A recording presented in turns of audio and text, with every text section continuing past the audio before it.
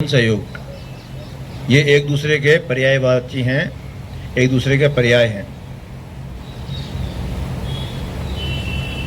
Police में जनता का सहयोग किसी न किसी रूप में अपेक्षित भी है, लेना भी पड़ता है और लेना भी चाहिए, और जनता को बढ़ चढ़कर उसमें हिस्सा भी लेना चाहिए। क्योंकि एकमात्र महकमा ऐसा है जो खुद के लिए कुछ नहीं करता, सब आपके लिए करता है।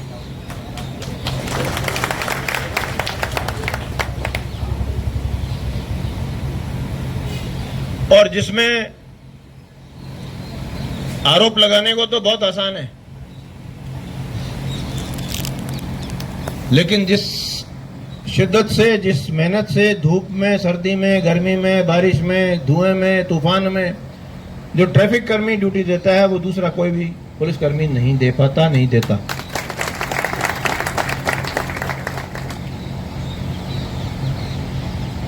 वो अलग बात है कि वो चाहे रसीद काट के वो रसीद के पैसे ही जेब में डाल रहा हो, लेकिन आम आदमी को लगता है कि 20 रुपए की इसने जेब में डाल ली।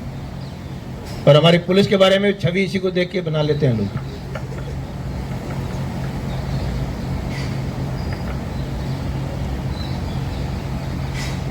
ट्रैफिक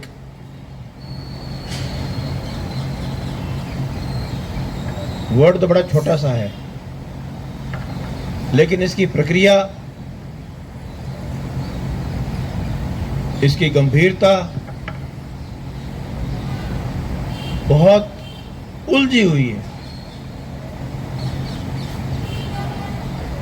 मेरी नजर में तो मैं इसको एक थैंकलेस जॉब कहता हूं कि इसमें मेरे ख्याल में कोई आके बधाई देवे, शाबाशी देवे तो नहीं है, ओढ़ में जरूर है। और विडंबना भी है कि मजबूरी में हमें चालान भी बनाने पड़ते हैं। बेबिन होए ना प्रीत। और दूसरी विडंबना ये है कि जो पैसा उसमें जमा होता है वो हमारे हेड में नहीं आता, वो ट्रांसपोर्ट डिपार्टमेंट के हेड में जाता है। तो हम तो हमारे लिए कुछ कर ही नहीं रहे।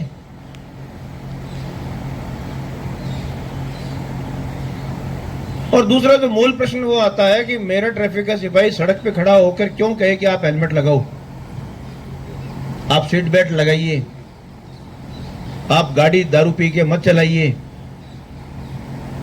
आप गाड़ी चलाते वक्त मोबाइल पे बात मत करिए।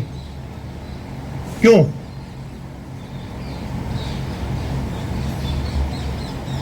आपकी अपने खुद के शरीर के प्रति कोई जवाबदेही नहीं है?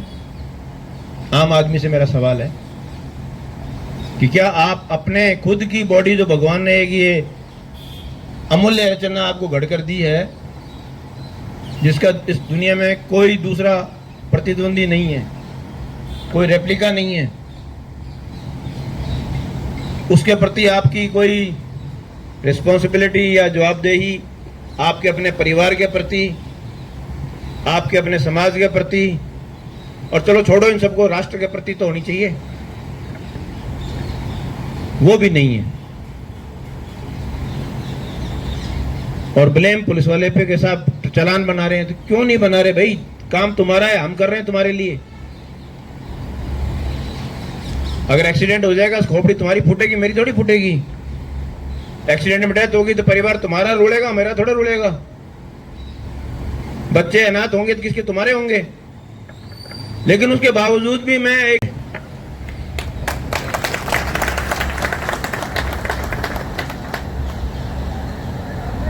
उसमें भी ब्लेम हमारे पे। जहां साइकिल हुआ करती थी वहां 4-4 मोटरसाइकिल आ गए, और जहां मोटरसाइकिल होती थी वहां 3-3 कारें आ गई, गाड़ियां आ गई, थार आ गई। अब आपने अपने घर में पार्किंग की जगह नहीं बनाई तो कसूर मेरा है? पुलिस का फॉल्ट है कि साहब ट्रैफिक बहुत ज्यादा हो गया, साहब गाड़ियां बहुत ज्यादा होगी, तो कसूरवार कौन है? आपकी प्लानिंग, सिटी की प्लानिंग, जिसके अंदर आपको भी तो जवाबदारी होनी चाहिए कि आपके घर में पार्किंग की जगह होनी चाहिए, वरना गाड़ी मत लाइए।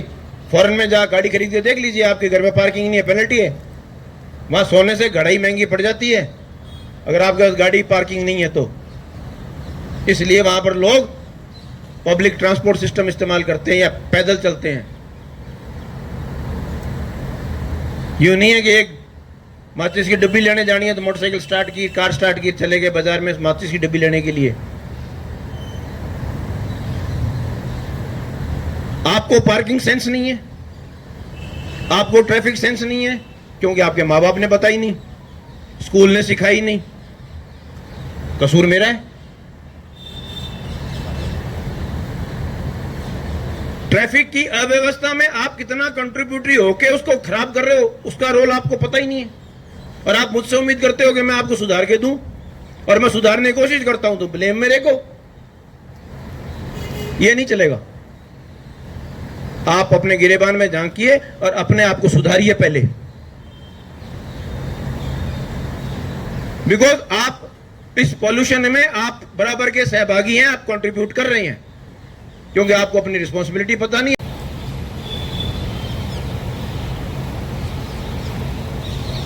और इस देश का कितना बड़ा नुकसान कर रहे हैं आप।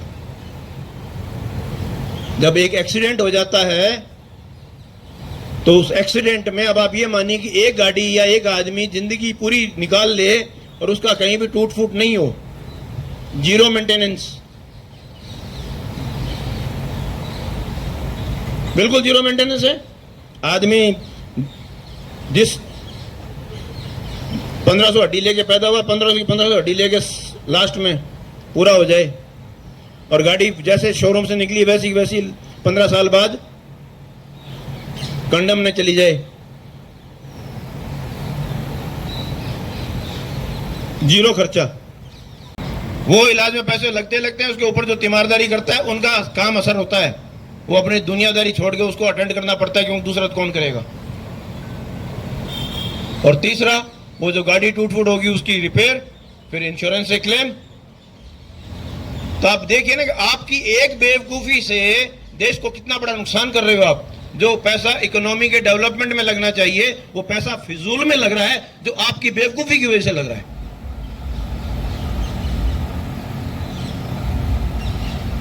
तो आप तो देश का बहुत बड़ा नुकसान कर रहे हो। आप तो देशभक्त हो ही नहीं सकते। अगर आप देशभक्त हो तो आपकी भी तो उतनी जवाबदारी बनती है देश की इकोनॉमी के लिए। कल की न्यूज पढ़ रहा हूं मैं अखबार में, बारात में जा रहा है स्कॉर्पियो, कहता तेज चला, लोगों को पता लगे कि मैं स्कॉर्पियो लेके आया हूं। ऐसे ऐसे वाहियात लोग रहते हैं, ऐसे ऐसे वाहियात काम करते हैं। अखबार भरे पड़े हैं रोज के बेवकूफियों के। मर्जी आओ यहां ब्रेक मार दो। हाईवे पर एक्सीडेंट के जो मुख्य कारण हैं वो 3 या 4 कारण हैं, और उन सब में हम सब कंट्रीब्यूट करते हैं। पहला, head on collision. Head on collision का सबसे बड़ा कारण है हमें अपनी साइड लेके चलना नहीं आता, रात को डिपर देना नहीं आता,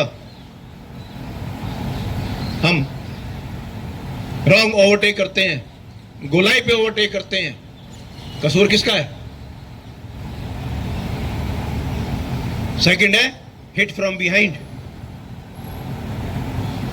जिसकी मर्जी आए वहीं साइड को सड़क में देखी और गाड़ी के ब्रेक लगा दिए, ये चिंता करते हुए ना करते हुए कि पीछे से कोई स्पीड में आया, उसको गाड़ी नहीं दिखी, वो ठुकेगा उसके अंदर। उसके ऊपर तो 302 का मुकदमा लगना चाहिए।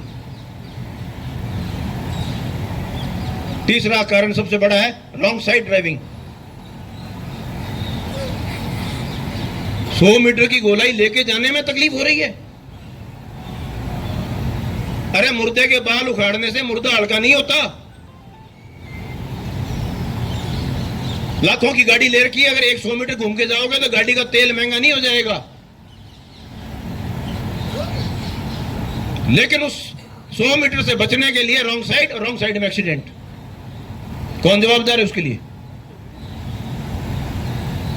और तीसरा चौथा सबसे बड़ा कारण है हमें अपने आप को हिंदू कहने में शर्म आनी चाहिए कि हमने हमारी घर की गौ माता को सड़क पे छोड़ रखा है, और जो एक्सीडेंट का सबसे बड़ा कारण बनती है। हमें वो बोझ लगती है। दूध निकाला, बाहर निकाल दिया कि जा बेटा चर के आएगी। क्या चर के आएगी? बाहर कचरा।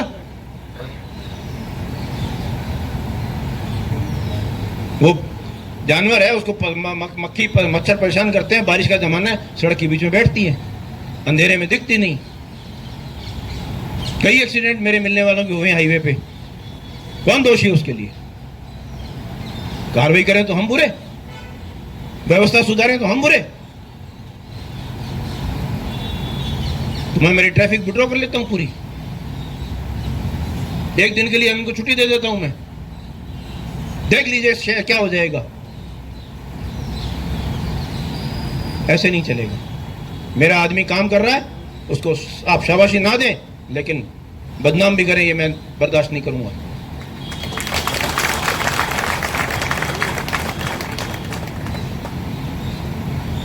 आपकी समझ से ट्रैफिक चलेगी शहर में?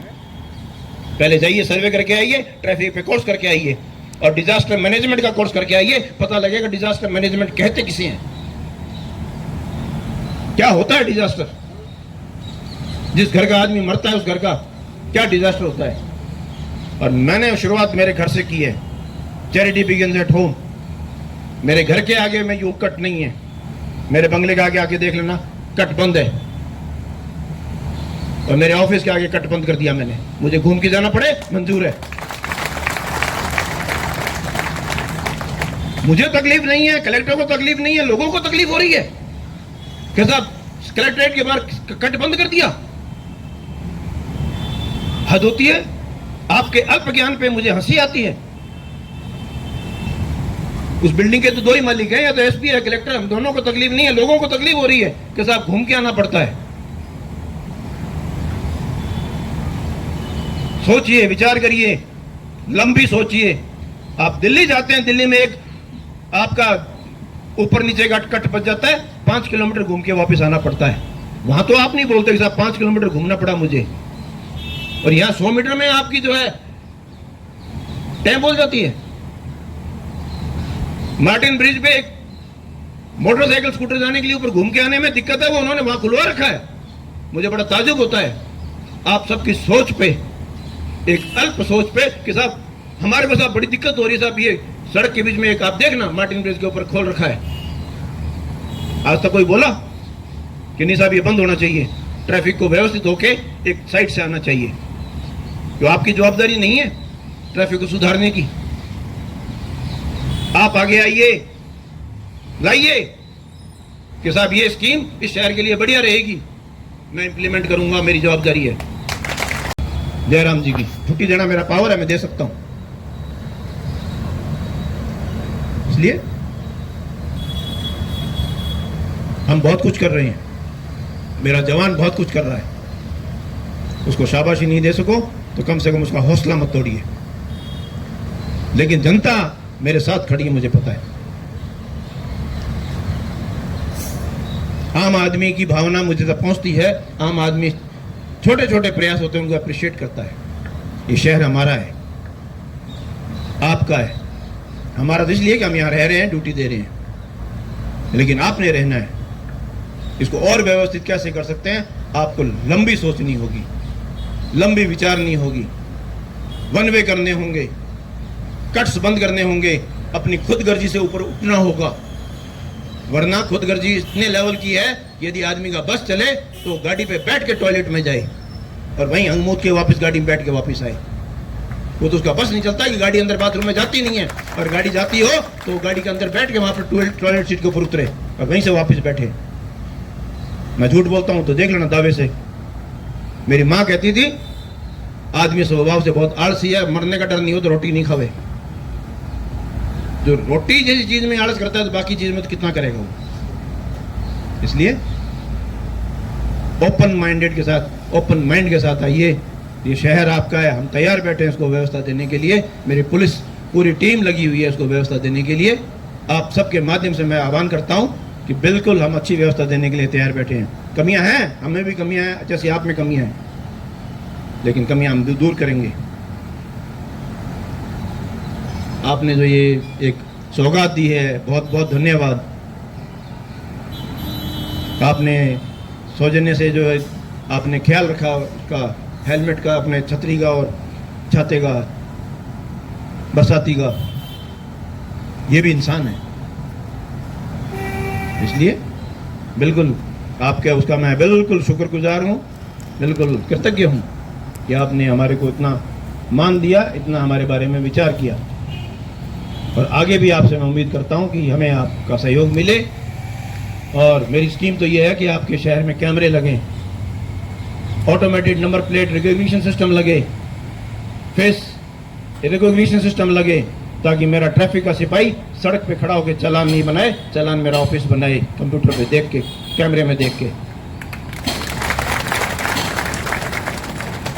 धन्यवाद, जय हिंद।